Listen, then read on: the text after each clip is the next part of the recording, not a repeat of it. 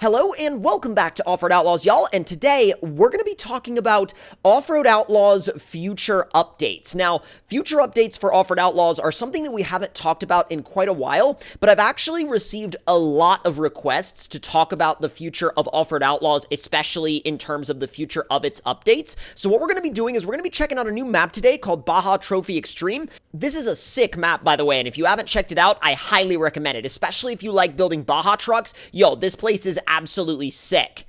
But back to the reason why we are filming this video in the first place. Now, over the past few weeks especially, I have received a lot of requests, and I mean genuinely a large amount of y'all have asked me to talk about what's happening with the future of Offroad Outlaws updates, because we haven't really heard much about Offroad Outlaws updates in quite a while from the developers. Now, this makes sense, because the developers of Offroad Outlaws have recently released a new game, American Marksman, which I did do a few videos on, but I didn't go quite as in-depth on American Marksman as I have on Offroad Outlaws and No Limit Drag Racing 2.0, and I think primarily that's because it didn't necessarily have as much vehicle-centric gameplay as the other two games, which is honestly a big part of why I enjoy these games and why I play them, is because of the car and truck-focused gameplay, because that's the type of gameplay I genuinely enjoy. Not saying that American Marksman is not a blast to play, it just didn't have as much of a focus on vehicles as the other two games, which is what I personally really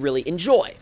And I completely understand that with the devs being really busy with American Marksman and also future updates and future plans for No Limit Drag Racing 2.0, it may be a little bit tricky to also focus on Offroad Outlaws content at the same time for them as well. Now, what am I really wanting to see out of the future of Offroad Outlaws? Well, honestly, you can tell that the game is still very much alive, and you can also tell that the development team is still focusing on the game, at least to some degree, because the featured maps still change. The community is still very alive and well, and there are still a lot of people that play this game, and it's still a primary game for quite a few people, especially considering the fact that it runs on so many mobile devices. Now, some of the things that I would like to see in the future of Offroad Outlaws are, they range, right? They range from things we've talked about a lot in the past to things that we may not have talked about a lot in the past. By the way, this Nova's freaking silly. This Nova's absolutely nuts, and you're gonna see it sliding around a whole bunch. That's because it's on slicks, and we've brought it to a Baja track. Yes, I know I brought the wrong vehicle for the job. I just wanted to see how bad it would be, and it's actually not as bad as you might have thought. But as far as things that I really think we need in terms of Offroad Outlaws for updates, I really think that adding elements of customization, now that the game has a really well put together list of vehicles and map features, I think it's time for the customization to catch up. And what I mean by catch up is I mean the ability to do things like, let's say you don't like the position that your bed stack or your exhaust tip is placed at, we want to be able to adjust that. Let's say you want a, let's say you buy a single cab version of a truck. You want there to be maybe a quad cab or even a 6-door variant, or you want to be able to have the option of a short bed or a long bed. Those are the things we want to be able to adjust. Maybe you want to make it a 6x6. You want to add a separate axle or an additional axle. These are the ways that I think the vehicle customization needs to catch up with the map customization and other aspects of the game as we have them right now. Also, I went ahead and sped this part of the video up because I got completely stuck here of my own entire, doing. So this is how long it took me to get out, sped up, a bunch of times. This footage has been sped up so much, just so y'all did not have to see me struggle in the mud, repeatedly.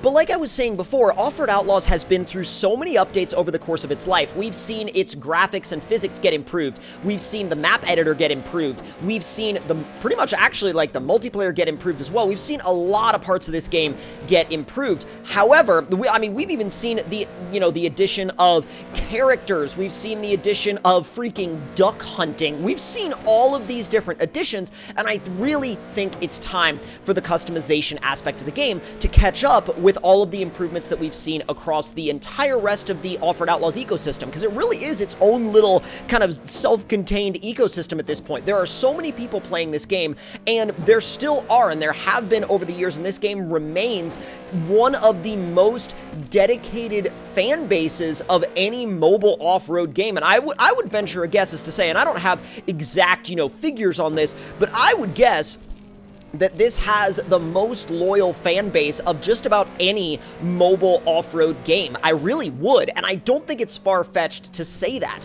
Now, again, let me know in the comments down below if you are kind of on the same page as me when it comes to feeling like a lot of other areas of Offroad Outlaws have advanced pretty dang far, and that it's time for the customization aspect of the game to catch up with all of the other aspects of it. Now, I would say that, like, the customization isn't bad. Do not take this as me saying the customization is bad. I think the customization is great. I really do. And again, you got to remember that for a mobile game, this game is like leaps and bounds ahead of a lot of the other games in its space, or rather that it shares space with in the mobile off-road sphere. Because there's a lot of, when you look around in the mobile off-road game sphere, there's a lot of, frankly, junk out there. There's a lot of junk games, and this is far, far and away above that. Like, some people are like, oh, well, you know, why do you even play this game? It's just a mobile game, blah, blah, blah.